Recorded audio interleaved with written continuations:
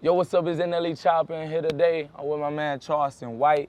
I want to bring y'all an interview that I'm titling The Real Charleston White. Yeah. Me and Charleston had a conversation over the phone, pretty much with him letting me know certain things that he want the world to know about him that kind of got misconstrued along the lines, you know what I'm saying? So This interview is just pretty much revealing the person he is, the person that we don't see, and just want to establish these things. And I feel like this is kind of like a new leaf type of interview to where we kind of like a reintroduction of Charleston White so people can get to know what you feel like is the real you. How that sound? It's pretty much accurate. I don't want to be their favorite uncle, no way. But nah, I'm with it. But yeah, man, so let's do it. I got a few questions for you. Firstly, I wanted to establish the questions pretty much with like your upbringing, your childhood or whatnot. I feel like, you know, what you went through younger, you know, what you went through when you was younger played a huge role in who you are right now and where you're heading. So that's cool. So, so the first question I wanted to ask you, I know a lot of people know this, but if you could just state where you from, you know what I'm saying, where your birthplace was. I'm from Fort Worth, Texas, right outside of Dallas. So it's really Dallas-Fort Worth metropolitan area. Okay. But I grew up in the boys' home though. Okay. So you know, I'm what we call a state baby, nigga that grew up in the juvenile system. You know, from the time I was 14 till I was 21. Yeah. And for the people that probably don't even know too much about the boys' home, because you get a little bit in depth with it. It's a juvenile detention center. So I grew up in a maximum security juvenile facility from age 14 till I was 21 for the crime of murder. At that time, I fell in a group of children that became the first group of children in the state of Texas that began to get tried and adjudicated and sentenced for crimes such as capital murder and murder in the early 90s. So we're the first group of children in America. So outside of Chicago, places like Chicago, California, New York, and Philly, it wasn't many places in America where children were committing violent crimes. So I fell in that group of children in the late 80s, early 90s, where America began to see children committing violent crimes. And that was really by way of the culture, you know what I'm saying? So I'm the product of our culture, the detriment part. So that's where a lot of people hear me speak out against rappers and rap lyrics and shit like that. Yeah. And with that being said, what can you say pretty much influenced you the most to, you know, land yourself be there? Was it family? Was it friends? Was it music? Was it the hood you was around? What was like? I didn't grow up in the hood. I grew up in a well-to-do neighborhood, homie. My mother was very financially stable and affluent. But I had uncles who pimped. I had uncles who sold drugs. Just like any other kid who grew up in a well-to-do neighborhood that don't grow up in the hood, you go over your cousin's house, you go over your grandmama's house, and that's where you pick up all your hood traits and characteristics, on top of the shit that you watch on television. So, you know, I was born in the 70s. So, nigga, I'm the product of movies like The Mac, Superfly, Dolomite, and then, nigga, for most of part of the 80s, you had movies like Penitentiary. So, you know, Penitentiary 1, Penitentiary 2, and so I'm a product of that, homie. So I never seen no hood shit up close and personal. It was all on television and in the rap music. So I learned how to smoke weed from listening to Bone Thugs and Harmony. I didn't know how to smoke weed until they made a song called For Smokers on Lead, For Smokers on Lead. So I didn't know nothing about having menage a trois and threesomes until I started listening to rap music. Nigga didn't know you could fuck 2 girls at one time till the rappers started telling us we could. Niggas didn't know anything about Moet, Chandon, Champagne until the rappers started rapping about it. As a 20-year-old kid, I didn't know how to cook crack, nigga, until Master P made a whole song and taught you how to cook crack from step 1 to step 10. So, nigga, everything that we learn, everything that we get, we don't really get it from our parents, because we reject our parents. We get it from what the rap niggas talk to us about. From learning how to kill, shoot, to the type of guns we carry.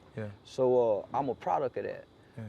So why not when I grow up and start having children, and I see what's the greatest influence amongst black children, then why not speak out against it? Yeah, that's deep. I mean, that's deep. That's deep. I can relate to a lot of those things as well. So Yeah. you know what I'm saying? Nah, nigga, you listen to Pimp C for a week, you gonna want to pimp. Or drink some lean. You listen to Zero for a month, nigga, you ain't gonna trust your friends. Yeah. You know, you gonna be a loner. So I learned to engage children from working in the juvenile system, working in the schools. I learned how to engage children by finding out who their favorite rapper is. Because they pick their rappers based on whatever traits they want to have or whatever traits they try to display. For sure. So, with that being said, I know you just spoke on like family or whatnot. What type of role do you feel that your family played, you know what I'm saying, and who you are now? Like from, you spoke on the cousins, you spoke on grandma, you spoke on mom. What roles? I know you said you learned a lot of the hood activities with grandma and your cousins, but like, what about like mom or dad or brothers or sisters that you possibly had? I was raised, like I believe most niggas is raised that come from good mothers. Yeah. I think 90% of niggas is playing tough, acting tough, playing street. Nigga come from mamas who taught you how to pray. Made you say yes, ma'am. Thank you, please. Yes, you're welcome. Most niggas come from mothers like that. Yeah. We reject mothers. So I come from a hard-working mother, homie. A very loving mother. I've never seen a man come out my mother's bedroom. Yeah. I wasn't a little nigga who grew up in the household and heard a nigga fucking his mama. My mother was the mother who, when the other family members got off on crack, and their kids ended up going to CPS. My mother was the one go get the family member kids out of CPS. Yeah.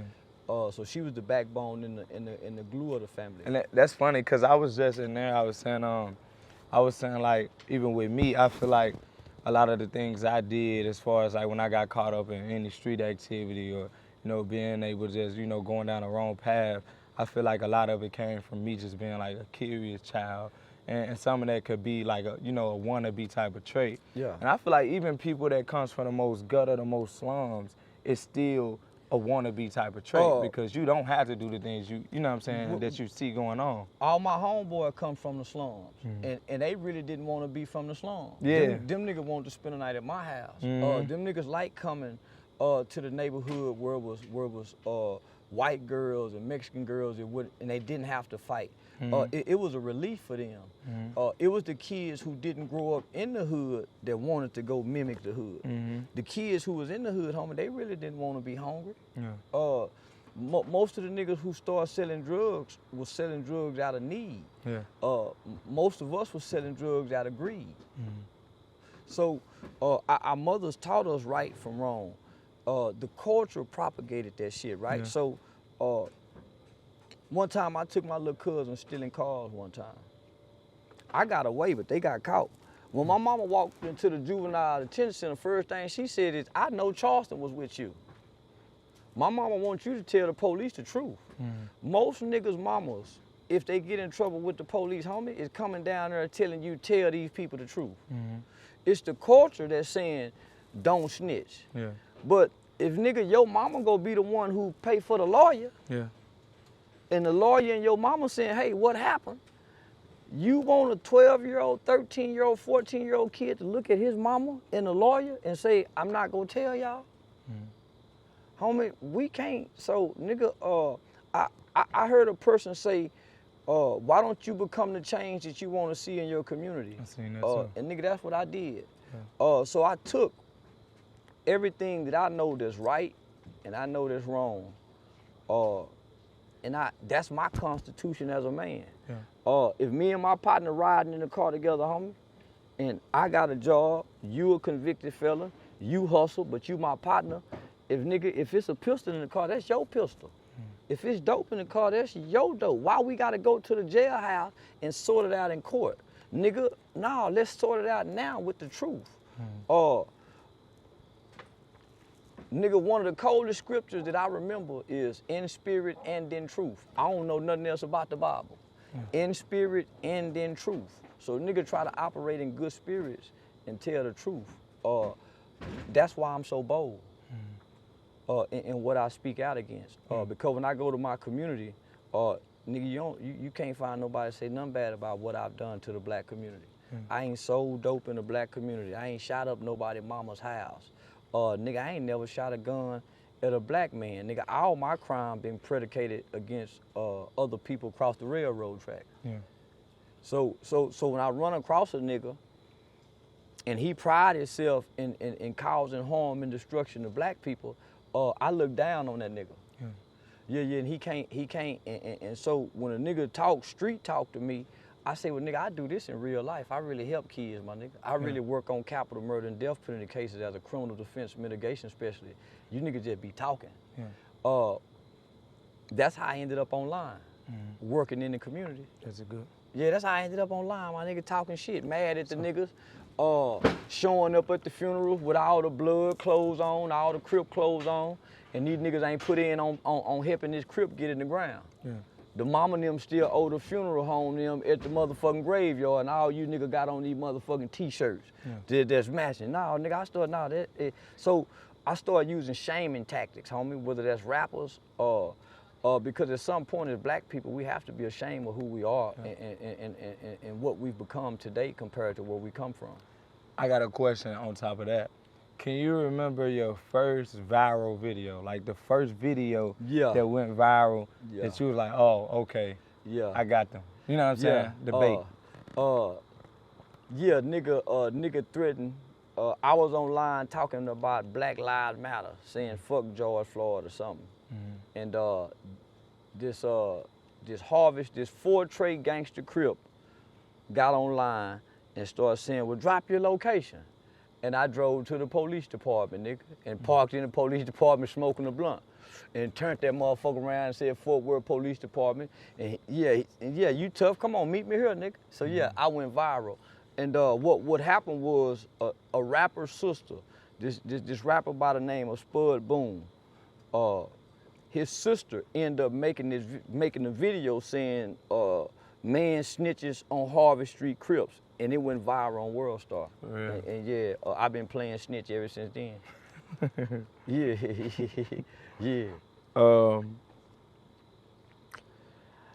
Is there anything that went viral currently that you have regretted saying or doing?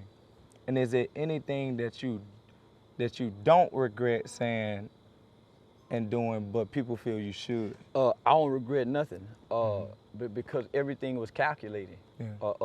Everything was strategically done. I came to the internet with a plan. Yes, sir. I knew that it's a bunch of people watching and they feelings, so I come to play on everybody's feelings, on the fact that most people are dumb. They're sitting around watching on the internet. So now, homie, I don't regret nothing. And that's a good point too, because it leads into one of these other questions I wrote down. I said, do you feel you have to be negative? And before you say this, me personally, I feel like God created this balance of negativity and positivity to be able to flip it. You know what I'm saying? You got to use both. You're a smart young man. So I feel like, do you feel you have to be negative to get people's attention to make it positive? Yeah. Because I feel like when you do something positive, people don't really listen. But as soon as you do something negative, all eyes is on you. So I was when was the Baltimore and Ferguson riots? Whenever they had the Baltimore and Ferguson riots, I was live on Facebook with Barack Obama on a private phone call. That didn't go nowhere. Damn. For 3 years in a row, I went to Washington, D.C., and I walked congressional halls, and I've worked with over 50 U.S. congressional members to get juvenile life without parole abolished in this country by way of an amicus brief. We went to the Supreme Court to do this. It's a guy by the name of E. Solid, Eric Brown, who we helped freed out of Angola, who had a life sentence. I hadn't even met this guy yet. So I've been working on this laws and legislation for 3 years, putting it online. I had a summer feeding program, homie, where we fed kids every summer, breakfast, lunch, and dinner, the entire summer, 7 days a week. I did that every day. That didn't never go viral.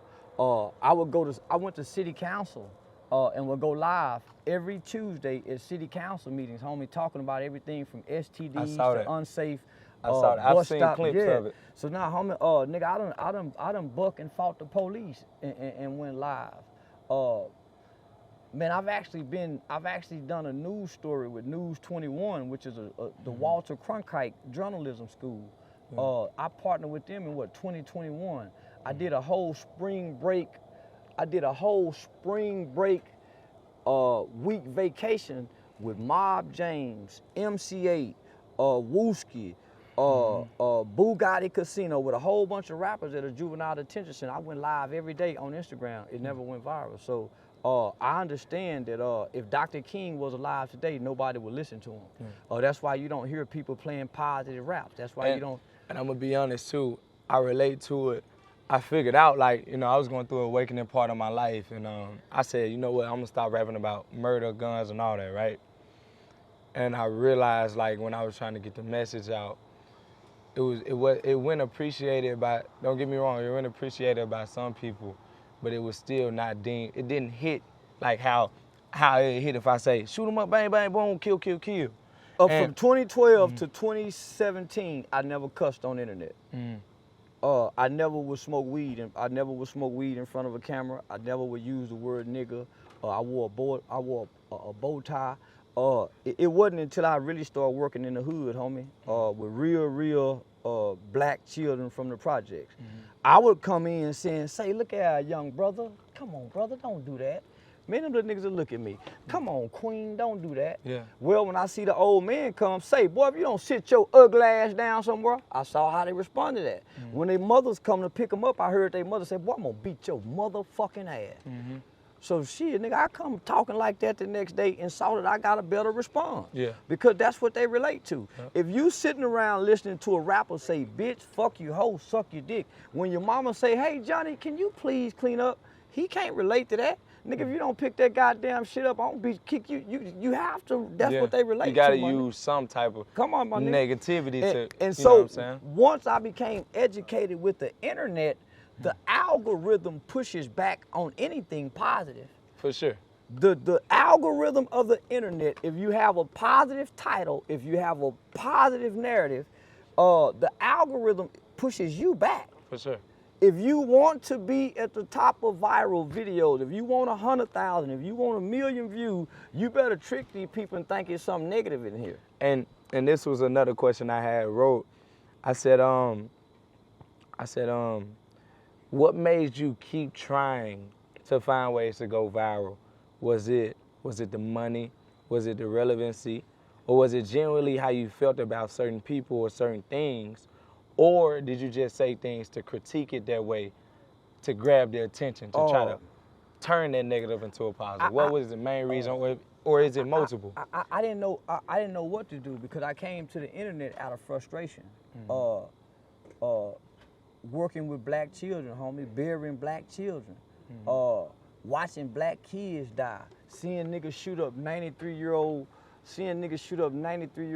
women houses, and it's the wrong house. And nigga, I contact gang unit and go patch up them holes and bullets. I'm spending my money in the community feeding the hood. And so you niggas selling dope. Nigga, you niggas throwing money at the strip club. So nigga, I came out of frustration, started saying, nigga, I'll call the police on you bitch ass niggas if y'all don't help me get no shoes this school year, nigga. I'm gonna start shutting you bitch ass niggas down. So I didn't intentionally try to go viral. And where we from, we taught to not respect something like that, but I can genuinely sit right here and tell you, I respect it just off the simple fact of the purpose behind it. You know what I'm saying? It's not because you want to put a motherfucker in jail. It's simply because motherfuckers ain't helping. I'm down here getting away backpacks and shoes. And you niggas just right down there. And these y'all nephews, nigga. I get you. These some of y'all kids at Christmas time come. These y'all baby mama getting these toys, nigga. So you nigga, fuck you niggas, nigga. So that's how I started feeling. So because I got that concept from the Black Panther Party. The Black Panther Party, homie, used to kidnap drug dealers, kidnap pimps, kidnap niggas standing on the corners, homie. So in my mind, we need that back in the community. If you niggas don't bring nothing down here, we either go burn down your dope houses, or we'll shoot it out with you niggas, or we'll put you niggas in jail. We can't lose. Because it's damaging the community. You niggas taking all the money, y'all fucking all the hoes, y'all beating up everybody. What do y'all get back to build, nigga? We got Little League football team. We got women that's bearing children, that's struggling to bury these niggas claiming y'all gang. Come on, my nigga. So I started extorting the niggas, homie. So it was like, nigga, fuck you, bitch ass nigga. So I became Robin Hood in my mind. Yeah. Nigga done played gangster, playing streets, going against it. So in my mind, homie, this is evil, what I'm speaking against. I can't lose. Yeah. So I got a few more questions. This kind of, you pretty much tackled this, but who are you? The part we see online is only who you go viral for. What is the day-to-day to life that people don't see? And I feel like a small glimpse of that is a nigga that drive an hour every morning to take his daughter to school, to drive another hour or 2 hours to pick her up by lunchtime. Yeah. A nigga that take care of his mama. A nigga, if I get mad in my city and I call down to the mayor's office complaining about something black people got going on, somebody from the mayor's office go call me by 5 o'clock. Or if the police pull me over and I talk bad to the police, and I go to jail, everybody in the city go want to know what I'm in jail for. I'm a man that's highly respected, not just in this community, but amongst the local politicians, as well as in my family. Yeah. So my grandmother's 84 years old. Nigga, when I speak at the family reunion, nigga, the elders stop and listen. Nigga, everybody get quiet in whatever environment that I speak in, homie, people stop and listen because I protected and maintain a good character. I'm not known for a nigga that's been working in the community fucking all the women. That's how I can get online and holler about rape this, rape that, nigga, because there's no evidence of me being nothing like this with none of my people, homie. I'm playing a character, and I've been playing all my life. And I got a question. How do you feel that character has affected your personal life? It's got me richer than I've ever been. It's got me richer than I've ever been. It's given me influence in areas around the world that I've never been able to reach had I stayed positive just being Charles. On the flip side, I've lost some major contract with some juvenile facilities that I partner with and that have bought my youth programs. I had a big contract with San Bernardino County, a juvenile probation department this past May, where I've said some things about some people, and they pulled the contract. Is it the Jews? Was it that? Yeah, about the Jews, yeah. And this is one thing, and me personally, I'm gonna say this, because it's one reason why I didn't mess with that comment, and I'm gonna tell you why. I actually respect the Jews to a certain extent because when the Holocaust happened, right, I feel like it was a collective. It was like a brotherhood form, a sisterhood form that said, we gonna make sure this shit never happen again. But on the flip side, when slavery happened to us, we ain't stand on that same principle. And we wasn't given the resources, or we wasn't given the resources nor the tools for us to collectively come together and ensure that it never happens to us again. But they were. But this is why I say the things about Jews. Nigga, I don't know no Jews. I'm from the South. I work with young niggas who kill young niggas, homie. So I don't know the Jews' plight. I grew up in a boys' home where it was predominantly black and Hispanic. So all I know is black, white, Mexican. Yeah. I'm from the South, homie. So when I say F the Jews, I'm saying how can a Jewish kid embrace King Von and I can't embrace Hitler? What we lost in the civil rights movement was we never got a chance to get equal rights and equal protection under the law. We got integration. Everybody else has rights and protections. We don't. So I'm saying if we have government documents saying that King Von has really killed people, how can the Jewish child love somebody who kills so many black people and I can't love a man who kills so many Jewish people? Let's be equal. That's all I'm saying. That's all I'm saying. Yeah. Do I really hate Jews? Man, I ain't never met a Jew before in my life that I personally can say he's a Jew. For me to hate a Jew. Yeah. I hate the conditions of black people and what we go through and what our ancestors had to go through just to get us here, and we taking us back to where they started. Yeah. So I ain't got no hate in my heart. But also, do you feel as if, all right, let's just say, like, you know, we go to the resources part of it. I'm almost done. We go to the resources part of it. Do you not feel that us just being united, we so divided, but we so united at the same time. We in the same neighborhoods, but we so divided. I feel like that's all we really need sometimes to come together, but it's so, like you said, it's so fucked up. Drug dealer here, killer here. It's hard to establish that. When we come together, the conditions don't allow us to unite. I'm hungry, you starving. Yeah. Man, everybody was giving reparations, including the Jews. Not only was they giving reparations, they was given a credit line. A credit line was established to them by the Queen of England where they can go out and establish what they have. Homie, we haven't been given nothing. With everything put before us to keep us placed behind. Yeah. So we can unite all we want to, homie. We just be a bunch of united poor people with nothing and still being taken advantage of. So what I'm saying is, we have to, before we can even think to unite, we first have to start the love. Yeah. And that love starts in the mirror, homie. And that's, you hear what I tell a nigga, you don't eat breakfast, you niggas don't work out, you niggas don't drink water. Nigga, that's self-love. Nigga, everything starts in the mirror. Yeah. And then you work your way back out to the community. Perfect. Well, man, I'm kind of running out of time. I got to be on set. You got to be at the airport. I got a few more questions, but we're going to meet up on a later basis and make sure that we knock out the rest of them. We're going to go more in depth, because I see you don't have to shy away, homie, because I can give some answers to everything that I've said. That it may not make sense to you, but you have a reason why I said it. Everything, I feel like everything makes sense, but sometimes the truth hurt people so much that they don't even want it to make sense. Yeah. I understand what you're saying. I just feel like, I do personally feel like it's better ways you can present it. And that's it. It'll kill my character. Then I'll lose my moment. It'll kill my character. So if people just understand, homie, this is not who I am. When this camera come on, I'm not bringing Charleston to you. I'm bringing a character that gets people attention that became kind of captivating. Yeah. So I'm just playing a character. Now we done put the character in the movie. Let me play the character. Yeah. Well, they man, I'm few. Already. Yes, sir. We're going to finish this. This is part 1. Wait for part 2. Always. Yo, what's up? It's NLE Choppa, man. I hope y'all enjoyed that interview. I was hesitant on dropping it for this one reason.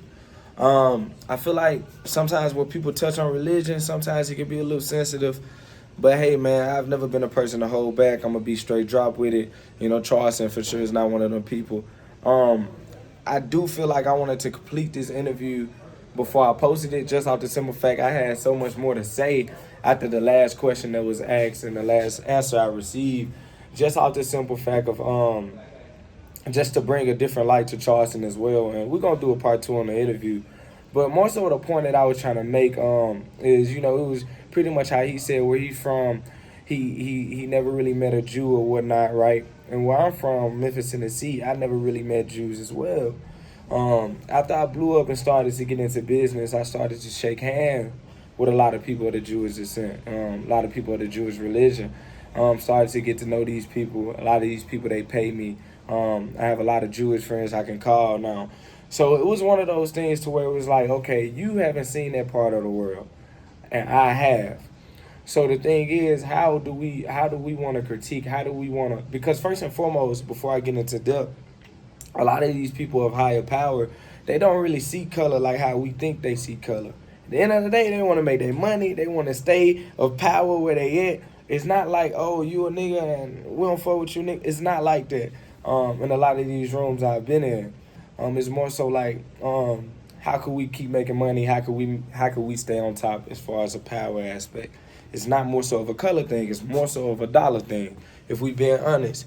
And, you know, the thing of the nature is, how do we expect to bring power and bring, you know, currency back to the places, bring ownership back to these places that we come from if we're not moving out of love with who has it? You know what I'm saying? So that's like that's like really biting the hand that's trying to feed you. You know what I'm saying? Because we seeing these people, we seeing rich black people on the daily. We seeing these $1 million contracts. We seeing athletes getting $100-200 million contracts. But what percentage of that money are they bringing back to make sure that black people have ownership? So it's like we in these doors, but we're not making the best use of being in these doors. And it's nothing against. Okay, if I see a rapper get a $5 million contract, or if I see a basketball player get a $200 million contract, or whatever, why can't we not take a certain percentage of that? Because who's cutting the check? 9 times out of 10, it's going to be someone. It could be a Jew, it could be this person, it could be that, but it's going to be someone, whoever's cutting that check, it's not going to be of the same color as us. 9 times out of 10. So how do we get the power back? Is we receive these things and we come back to our people and scoop them up and help. That was pretty much the point I wanted to make with Charleston, but it was like we was running low on time and we couldn't really do it. But the thing is, I feel like in every situation you gotta show love. Show love in every situation. Rather you don't understand something, rather you hate it. God is love, so the only way we can take our people back and help our people that's in the slums, help our people in the trenches, is showing love.